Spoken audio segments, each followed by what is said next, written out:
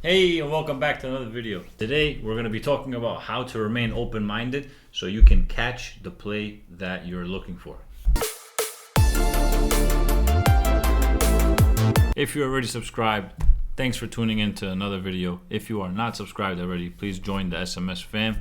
If you're not subscribed yet, hit the subscribe button. Join the family. We talk about stocks and options almost every single day. And without further ado, let's get right into it. Let's say that you have a strategy that trades a trend line bounce, for example. So now, let's say that one of your confirmation is trend lines, and you use it as potential support or resistance to make a trade. So now what we have here is a stock in an uptrend, and we see that it bounced 3 times so far on this trend line. Now, as it's coming back down, what a lot of people view this as, they view it as support. So they think 100% it's going to bounce off this trend line. And the reason that that's bad is because they'll automatically be looking to get, calls over here, or they'll be looking to, buy shares and try to catch this potential bounce. But in all reality, what also has a chance of happening is it could just keep crashing right through it and then just dump.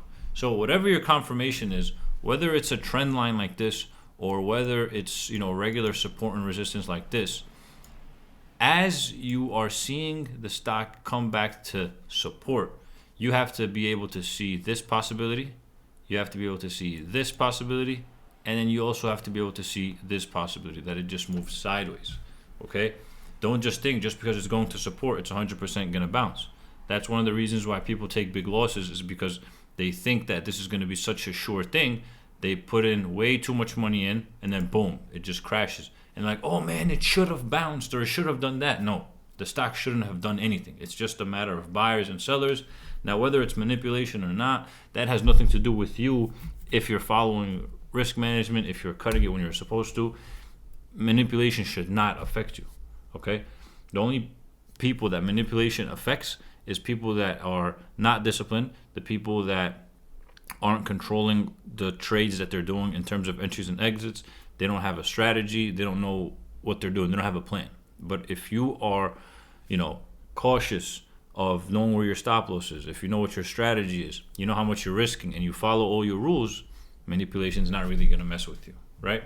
So that's why we got to make sure we always see multiple potential things happening. Even though there's a higher probability of one thing happening over another, you still have to see that the other thing can happen. So don't forget that part. That's a big mistake that people make. They just think, they assume automatically that, okay, I have a strategy, trend line, for example, or a support bounce. They say, okay, when it goes there, I'm just going to buy it, right? Not realizing that at that specific moment, the market could crash, and then that support could be broken, and then they could end up losing big. So that's one thing you have to pay attention to as you're trading. Make sure you see everything. All right. That's it. Thank you for watching to the end of the video. I really appreciate your support. Let me know if you have any questions. Leave them in the comments below. Any suggestions, feedback. I appreciate everything. Thank you so much. Have a good one. Boom.